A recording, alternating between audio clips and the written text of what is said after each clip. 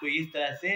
लगातार बीपीएससी और सरकार और जो वाहवाही लूट रही है उसी का नतीजा है कि एक तरफ जहां पर क्रेडिट लेती है, दूसरे तरीके से पेपर लीक पर वो बोल नहीं पाती। परंतु TRE-3 के जांच के क्रम में TRE-2 के भी जांच जो है वो की गई और ये पाया गया कि TRE-2 के भी पेपर लीक थे। तो पेपर लीक पर तो अब क्लियर हो गया है मामला कि आर्थिक अपराध इकाई ने जो रिपोर्ट सौंपी है, जो माननीय उच्च न्यायालय में उसने जो याचिका दायर के क्रम में उन्होंने जो की है उसमें साफ स्पष्ट है कि TRE-2 के भी पेपर जो है वो लीक थे।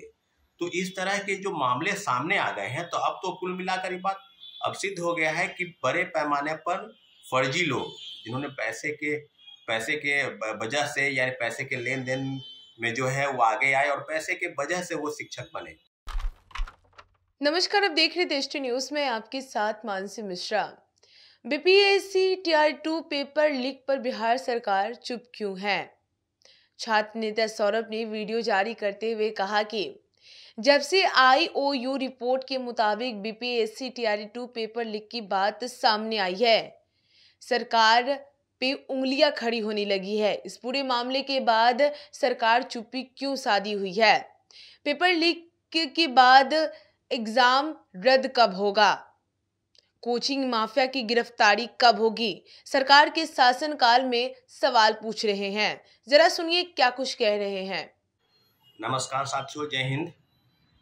बीपीएससी द्वारा आयोजित द्वितीय फेज की बहाली और लगातार बिहार सरकार द्वारा ये दावा किया जा रहा था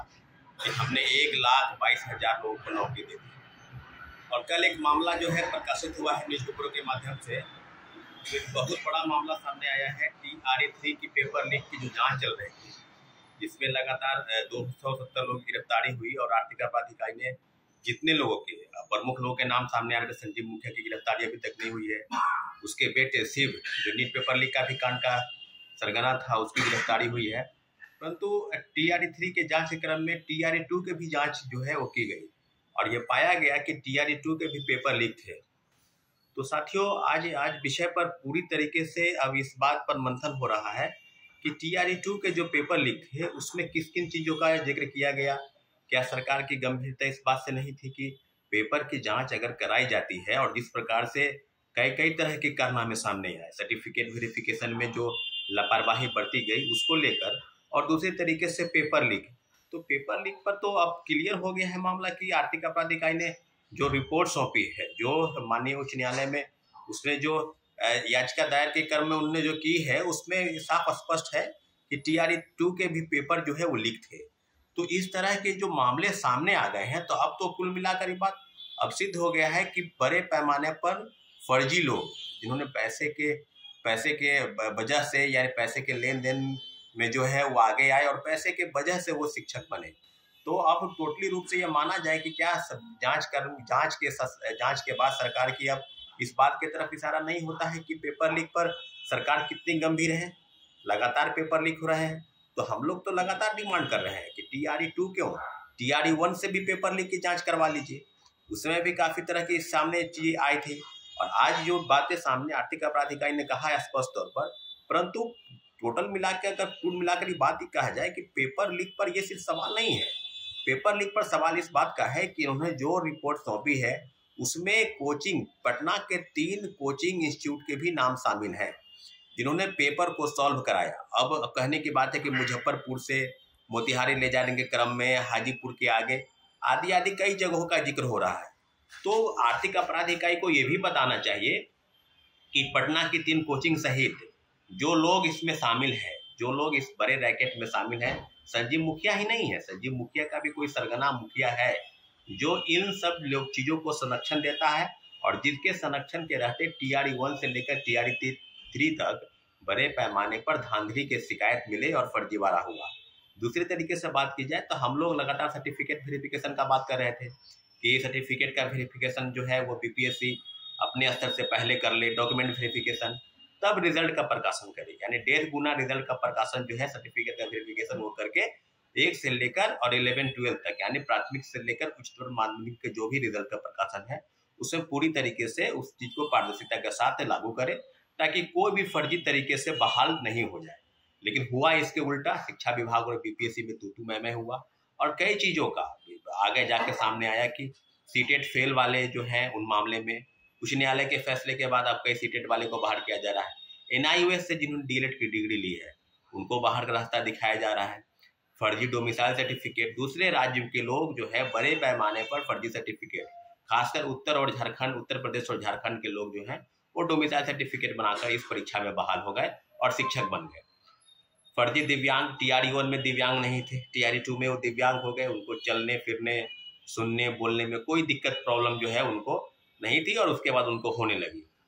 साथियों, विडंबना के साथ कि TRE-2 में जिस प्रकार से पेपर लीक के सबूत मिले आर्थिक अपराध इकाई को, तो आर्थिक अपराध इकाई को अब खुली छूट मिलनी चाहिए कि जो लोग इसमें शामिल हैं, संजीव मुखिया की अभी तक गिरफ्तारी नहीं हुई है, ये कहाँ पर वो छिपा हुआ है, उनको किस प्रकार का संरक्षण मिला कि उन्होंने अपने परिवार के लोगों को राजनीति में भी हाथ आजमाया, कई बार उन्होंने चुनाव में भी लड़वाया, विधायक के चुनाव में उनके कई लोग सगे संबंधी चुनाव में लड़े। तो आप समझ सकते हैं कि सरकार के संरक्षण पर अगर ये नहीं हो रहा है तो फिर आर्थिक अपराध इकाई पटना के 3 कोचिंग माफिया के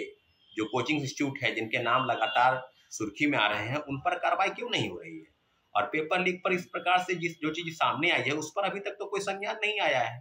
तो लगातार बेवजह जिस प्रकार से पेपर लीक हुए हैं उसमें निश्चित रूप से उन गरीब, निर्धन और किसान परिवार के बच्चे जिनकी हकमारी हुई है, वो मेरिट के दम पर नौकरी पाना चाहते हैं, परीक्षा में सफल होना चाहते हैं, कहीं न कहीं उनके इरादों पर एक धक्का लगा है। और आने वाले समय में जिस प्रकार से चीजें हुई है और हो रही है वो बात बिल्कुल सही है कि TRE-1 और TRE-3 तक, जो TRE-3 के भी पेपर लीक हुए हैं, लगभग 270 लोगों की गिरफ्तारी हुई है और लगातार अभी तक जांच के बिंदु में कोई भी ऐसी चीजें नहीं हुई जिस पर विशेष रूप से टीका टिप्पणी की जाए कि ये हो रहा है। लेकिन इतना जरूर है कि TRE-1 से और TRE-2 में जो गड़बड़ी हुई है, अब पक्का हम पूरे दावे के साथ कह सकते हैं कि TRE-1 की भी अगर जांच की जाए तो ये बात बिल्कुल अब तह के तह सामने आ जाएगी कि TRE-1 में भी पेपर लीक था। और जिस प्रकार का डंका उस समय तत्कालीन चेयरमैन BPSC के श्री अतुल प्रसाद जी पीट रहे थे कि हम जो है सो किसी को पंदा जो है वो पर नहीं पार पाएगा, एकदम निश्चित रूप से एक अलग तरह के सील पैक और पता नहीं क्या किन किन चीज़ों का वो जिक्र कर रहे थे कि पेपर लीक नहीं होगा, और पेपर लीक जो है वो हो चुका है। तो इस तरह से लगातार BPSC और सरकार और जो वाहवाही लूट रही है उसी का नतीजा है कि एक तरफ जहां पर क्रेडिट लेती है दूसरे तरीके से पेपर लीक पर वो बोल नहीं पाती है। तो आने वाले समय में एक बहुत बड़ा प्रोटेस्ट जो बिगुल है वो कोचिंग इंस्टीट्यूट माफिया, सरगनाओं और जो इसमें शामिल है उसमें सरकार के सिस्टम के खिलाफ हम लोग लड़ने के लिए तैयार हैं और आने वाले समय में ये आपको देखने को भी मिलेगा। ठीक है साथियों, धन्यवाद, जय हिंद। ऐसे ही तमाम खबरों के लिए बने रहे दृष्टि न्यूज के साथ। धन्यवाद।